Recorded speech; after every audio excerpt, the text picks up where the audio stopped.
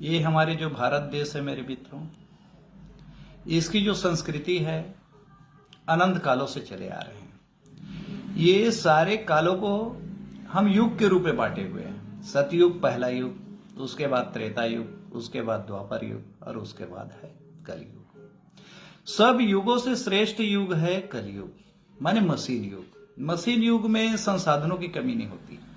यहाँ अज्ञानता ऋतु मशीन युग होता है। ये युग जो है बहुत सर्वश्रेष्ठ युग, भूखमरी भी नहीं रहती, हर प्रकार की क्रांति होती है। इस युग का नाम है कलयुग। सतयुग में विष्णु भगवान ने, जगत जननी माँ दुर्गा ने अपना पराक्रम दिखाया और जगत को बचाया राक्षसों से। और त्रेता में हमारे श्री रामचंद्र जी ने आया, रावण जैसे महापराक्रमी और महाउद्यमी का नाश किया। और त्रेता के बाद आता है द्वापर। द्वापर युग में श्री कृष्ण जी को तो जानते ही हो, 14 कला 64 विद्या में वो पारंगत थे। हमारे श्री कृष्ण के बाद आता है कलयुग, जो हम लोगों का युग है। ये युग में अति गरीबी से लेकर के अति अमीरी तक जीवन जीने का अगर कहीं सौभाग्य मिलता है तो कलयुग वालों को मिलता है। और हम लोग ज्वाइंट युग में पैदा लिए हैं। सन आजादी के पहले से जो अभी तक, जो 2025 तक के आजादी हुआ था 1947 को, और अब 2025-26 चल रही है।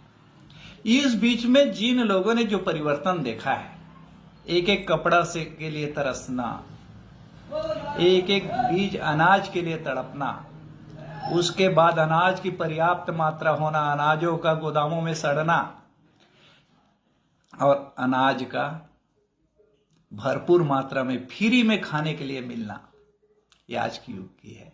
पहले धनुष बाण, पहले भाला से, तीर से, तलवार से लड़ाई होती थी, आज मिसाइल से होता है। जो रामायण की बातें हैं उनको सुनकर लोग आश्चर्यचकित हो जाते हैं, लेकिन आज के कलयुग में जो हम कर रहे हैं उसको सुनकर लोग आंखें खुले के रह जाते हैं।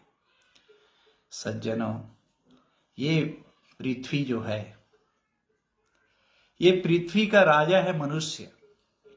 और जो मनुष्य के रूप में पैदा लिया और अपने ज्ञान को प्रतिपादित करके, अनुभव करके, जो सार ज्ञान को ग्रहण करके किताबों में वर्णन किया, वही पुराने जितने भी लोग हुए हैं वो उसको हम लोग भगवान मानते हैं, परमात्मा मानते हैं, गुरु मानते हैं, जिसके मार्गदर्शन में चल के अपने जीवन को व्यतीत करने की कोशिश करते हैं।